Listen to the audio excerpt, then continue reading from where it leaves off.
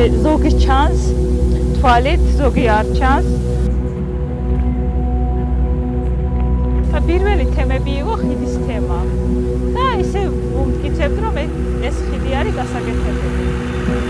მაშინ არგუმენტი გქონდა მერიას, რომ ანუ ჩვენ ჩავადარეთ ის ექსპერტიზა ამ ხიდს არაფერი არ სჭირდება, რაღაცა მარწმუნებდნენ, რომ არაფერი, ანუ ეს პრობლემა არ იყო.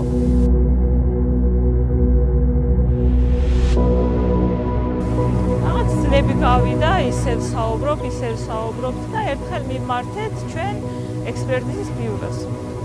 და სამხაროოს ექსპერტიზის ბიუროს დასკვნის მიხედვით ეს ხიდი იყო სარეაბილიტაციო და ანუ მოკლე პერიოდში უნდა მომხდარიყო ამის რეაბილიტაცია.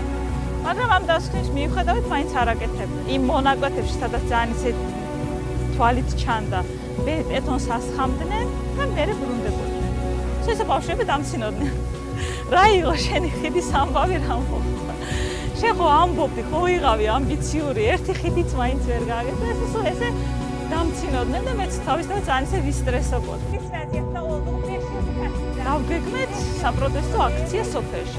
ანუ წარმოიდგინეთ, ტენდერი ძინაძესაც იყო გამოცხადებული, მაგრამ არავინ არ მიიღო მონაწილეობა ამ ტენდერში. აი ვაფშე არაფერი არ ხდებოდა, მაგრამ საპროტესტო აქციის პარალელურად დაიწყო რეაბილიტაცია და ხო, შედეგი სახეზეა. საბავშვო ბაღის ამბავი პეტიციას რო ვაგროვებდი ხელმოწერას. ეს იყო ძალიან ისეთი თემა ჩემთვის. ზოგადად აქ ჩვენ გარეთ ისე თავისუფლად არ გავდივართ, მანქანით გავდივართ ხოლმე და ისეთ პერიოდს დაემთხვა, რომ ჩემების მანქანა იყო ფერმაში.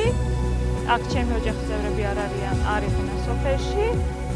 და მარტო მომიწია, ჩემ მეგობრებს არ ეცალა და მარტო მომიწია გასვლა სიარული სოფელში. ალბათ 200-300 ოჯახში შევედი და ხელმოწერებს ვთხოვდი. უცხო ოჯახში, უცხო სახლში.